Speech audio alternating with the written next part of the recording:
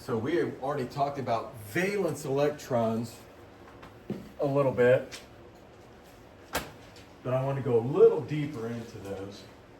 Remember, last time we took notes, I touched on them and I said it's the very last outermost electron of an atom. Okay? The very last outermost electron. And I was thinking, well, how can I explain to you what this is? Okay, you see the football helmet? What team is that? How do you know? And? Color. Okay, so think of the team as the atom, and think of their uniform as the valence electron. It helps identify that atom, like how reactive it is.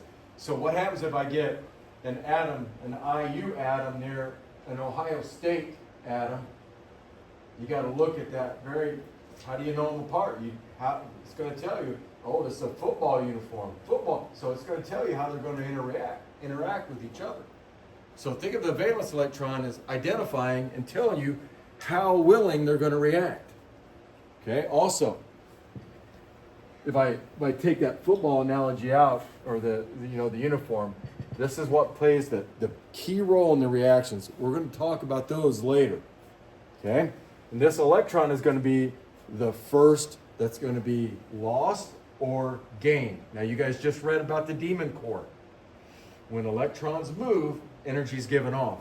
That poor scientist that was using that screwdriver let it accidentally slip, right? And then the sphere's closed, and what'd they see? Blue light. But at the same time they saw blue light, they felt heat all over them. You know, if you were that guy, you would be just hanging your head going, this isn't good. I researched it. The guy that was standing over the demon core who took the most radiation died a month later. The guy that was standing near the door, he died, it was a little longer after that, maybe a couple of years. But then the other two guys that weren't even close, but close enough that they got it, they died like 15, 20 years later. And so that bright light tells you there was electrons on the move, and that heat tells you there were electrons on the move. Okay? And then this thing will not only tell you how reactive it is, but it's going to predict the properties of the group. Now remember, the group is the column that goes up and down.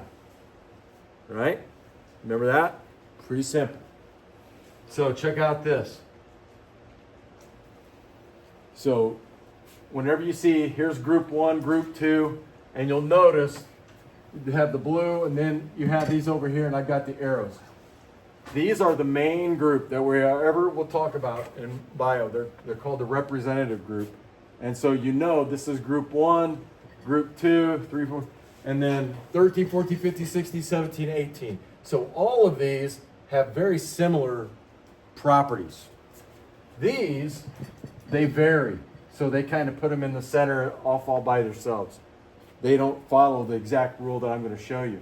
So here, these all have one electron in their outer shell. And do you remember when I talked about atoms being happy? You probably, I don't know if you did or not. Yeah. In their outer shell, if they have 8, they're happy. It's called the octet rule. And that means they are happy. They don't want to interact with anybody.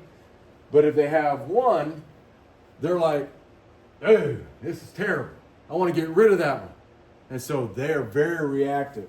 So this group has 1, and so they're all very reactive. Very reactive. Same thing here, they all have the same thing, kind of a similar properties. And if you go over here to the 18th group, these are the noble gases. They all have 8 in their outer shell. So they get snooty, right? This group has 7. This group has 6, 5, 4, 3, 2 in the outer shell, 1. Remember, this also tells you here, if they're in group 1, well, just if they're in group 1, that means they have, just assume that they have 1 electron in that valence shell. They want to get rid of it. Right? Now, the alkali metals. We talked about these guys. So this is that first column. And you'll notice hydrogen's not up here. They did that because these are all metals. And I told you the story about sodium. And so these are all liquid metals. And I'm going to show you what one looks like. Matter of fact, I'm going to show you what cesium looks like. But they place hydrogen, even though it's a gas, they place it there because it has one electron in its outer shell.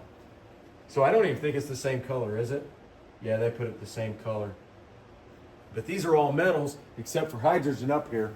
And look, the farther you go down on the list, the more reactive they tend to get. Now, what I want you to notice about this group 1, look at this.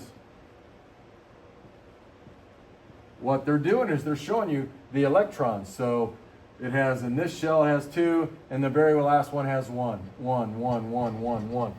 And so they're all going to behave the same way. Very reactive. Some more violent than others. Okay? So they all have one valence, makes them really reactive. Questions on that? Now, the noble gases.